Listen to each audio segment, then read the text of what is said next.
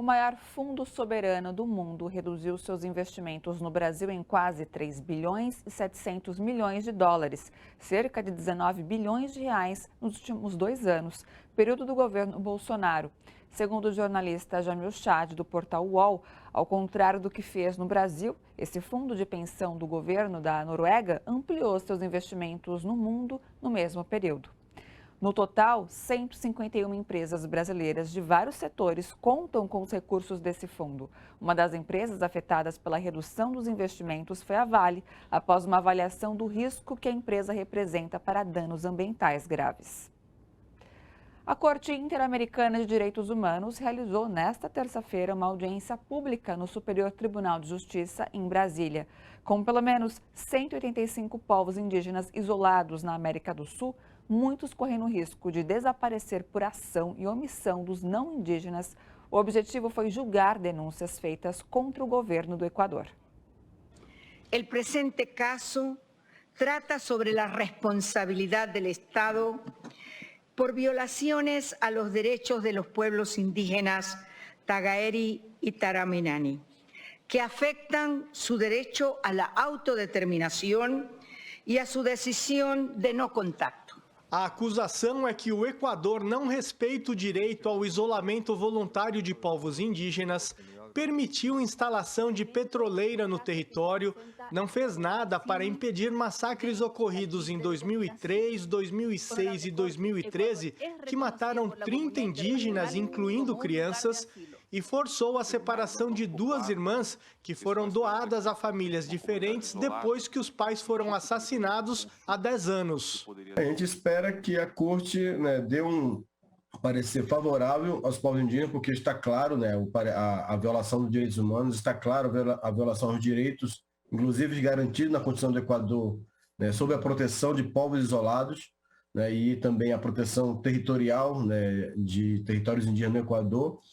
E o resultado ainda não saiu, a gente espera que seja favorável e a consequência é que o Estado seja, de fato, penalizado e obrigado a agir de maneira compensatória. Com relação à audiência, ela nos mostra um passo importante da Corte Interamericana fazendo a sessão no Brasil, onde tem a maior quantidade de povos indígenas do mundo e quantidade maior de povos isolados também, no sentido de mostrar para a sociedade brasileira que a Corte está de olho no Brasil e que também pode condenar o Estado brasileiro em casos como Yanomami ou Guarani Kaiowá. O Brasil tem mais de 110 povos isolados que também sofrem agressões semelhantes aos indígenas equatorianos. Existem 5 grupos extremamente vulneráveis que podem ser exterminados por garimpeiros e madeireiros. Talvez aqui no Brasil a gente viva situações até piores em relação ao caso do Equador. As mesmas ameaças e até maiores, vários povos isolados vivem aqui no nosso país.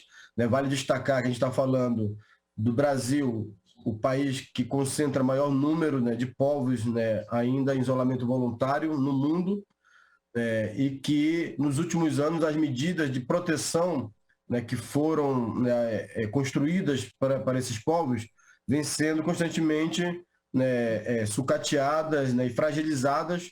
Desde a redemocratização, há um diálogo para construir leis e programas de proteção aos indígenas e povos voluntariamente isolados. Mas no governo Bolsonaro, tudo desandou. A situação no governo Bolsonaro é completamente degradante, não existe política pública mais de proteção e fiscalização. Tanto que a FUNAI adotou medidas administrativas no sentido de não proteger terras que não estejam completamente homologadas ou regularizadas, totalmente regularizadas. E o Supremo falou não, tem que proteger todas elas, independente de estar demarcada ou não. Com relação aos povos indígenas isolados, existe portaria de restrição com relação às áreas. Inclusive, algumas não existiam mais perspectiva de renovação dessas portarias.